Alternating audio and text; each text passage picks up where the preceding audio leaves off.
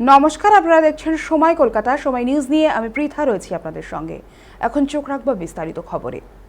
ভাড়া বাড়িতে দীর্ঘদিন বেআইনি মধুচক্র চালানোর অভিযোগে চাঞ্চল্য বাঁকুড়ার লালবাজার এলাকায়। স্থানীয়দের অভিযোগ, তৃণমূলের কিছু প্রভাবশালী নেতার মদতেই প্রকাশ্যে এই অসামাজিক কাজ চলছিল। প্রতিবাদ জানিয়েও এতদিন কোনো লাভ হয়নি। এ বিষয়ে আরো বিস্তারিত জানবো। ফোন লাইনে রয়েছেন আমাদের প্রতিনিধি তৌসিফ আহমেদ। তৌসিফ, কি হয়েছে ঠিক? কারণ স্থানীয়রা অভিযোগ তুলছে এবং বলা হচ্ছে তৃণমূলের কিছু প্রভাবশালী নেতারও নাকি মদত রয়েছে এবং মধুচক্র চালানোর মতন অভিযোগ উঠছে। কি জানতে পারছো? তো তৌসিফ, শোনা যাচ্ছে? যেমনটা জানা যাচ্ছে যে ভাড়া বাড়িতে দীর্ঘদিন বেআইনি মধুচক্র চালানোর অভিযোগের চাঞ্চল্য কিন্তু বাঁকুড়ার লালবাজার এলাকায়। স্থানীয়দের অভিযোগ, তৃণমূলের কিছু প্রভাবশালী নেতার মদতেই কিন্তু প্রকাশ্যে এমন অসামাজিক কাজ চলছিল। ফোন লাইনে রয়েছেন তৌসিফ আহমেদ। তৌসিফ, এরকম অভিযোগ উঠছে যে তৃণমূলের যে প্রভাবশালী নেতা তাদের মদতেই প্রকাশ্যে অসামাজিক কাজ চলছে এবং মধুচক্রের মতন কাজ, অসামাজিক কাজ চালানোর অভিযোগ উঠছে। কি জানতে পারছো?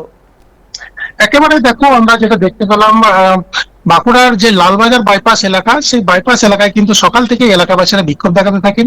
এলাকাবাসীদের যেটা অভিযোগ মূলত যে ওই এলাকায় তৃণমূল নেতার প্রভাবশালী তৃণমূল নেতার আশ্রয় নিয়ে ওই এলাকায় একটি ভাড়া বাড়িতে কিন্তু দীর্ঘদিন ধরে মধুচক্রের মতো অসামাজিক কাজ চালানো হচ্ছিল এবং এই নিয়ে ওই এলাকাবাসীদের যেটা দাবি বারবার প্রশাসনকে জানানো হয়েছে, কিন্তু প্রশাসনের পক্ষ থেকে কোনো রকম কিন্তু সেই জায়গা থেকে স্টেপ নেওয়া হয়নি।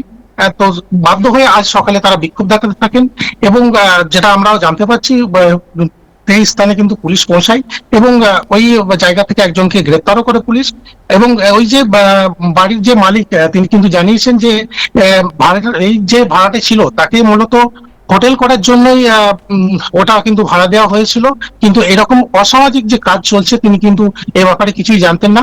এলাকাবাসীরা বারবার দাবি করেছে এবং অভিযোগ তুলেছিলেন যে ওই এলাকাতে মধুচক্র সহ অসামাজিক কাজকর্ম চলছে এবং এই রাজ্যে পাড়া বদলের পরই কিন্তু তিনারা আরো সক্রিয় হয়ে ওঠেন এবং আজ সকাল থেকে বিক্ষোভ দেখাতে থাকেন এবং সেই বিক্ষোভের কারণে কিন্তু প্রশাসনের আধিকারিকরা পৌঁছান ওখানে এবং একজনকে গ্রেপ্তার করে বলেই জানা গেছে। ধন্যবাদ তৌসিফ আমাদের সঙ্গে থাকার জন্য। আমরা যেমনটা জানতে পারছি যে পরিস্থিতি কিন্তু উত্তপ্ত হয়ে উঠেছে যখন এলাকাবাসী ওই বাড়ির সামনে বিক্ষোভে সামিল হন। তাদের অভিযোগ, পাড়ার পরিবেশ নষ্ট হচ্ছিল দীর্ঘদিন ধরে। পালাবদলের পর এবার সাধারণ মানুষ সরব হয়ে প্রশাসনের কাছে কঠোর পদক্ষেপের দাবি তুলেছেন। ইতিমধ্যে পুলিশ অভিযানে নেমে এক ভাড়াটেকে গ্রেফতার করেছে। দ্রুত ব্যক্তির বিরুদ্ধে তদন্ত শুরু করেছে পুলিশ।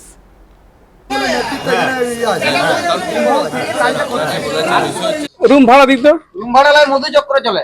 মধুচক্রের অভিযোগ সেখান থেকে পুলিশ এসে আটক করেছিল এবং তুলেও নিয়ে গেছে। হ্যাঁ, তুলে নিয়ে গেছে। কি চলতো এখানে? তুলে নিয়ে গেছে তো, এই কয়েকদিন আগে তুলে নিয়ে গেছে। পরিমল যাকে ভাড়া দিয়েছিলাম তাকে তুলে নিয়ে গেছে। তার আগেও তো একটা মহিলা এবং পুরুষকেও তুলে নিয়ে গেছিল। নাম আমি বলতে পারছিলাম না, ওই 4 মাস ঘরের বাইরে। আপনি ভাড়া দিয়েছেন, আপনার কাছে কোনো খবর নেই কিসের জন্য আপনি ভাড়া দিয়েছিলেন?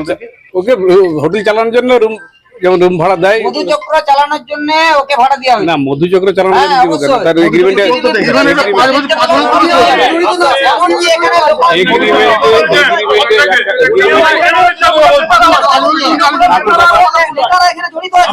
আপনাকে দীর্ঘদিন ধরে এলাকার মানুষ ভালোবাসে।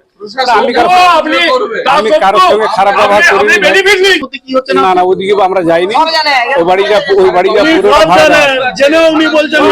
আর গত 4 মাস আমি এখানে ছিলাম না। আমি জানি না, জানলে বন্ধ করে দিয়ে ওকে ধরার পর বন্ধ করে দিয়েছে।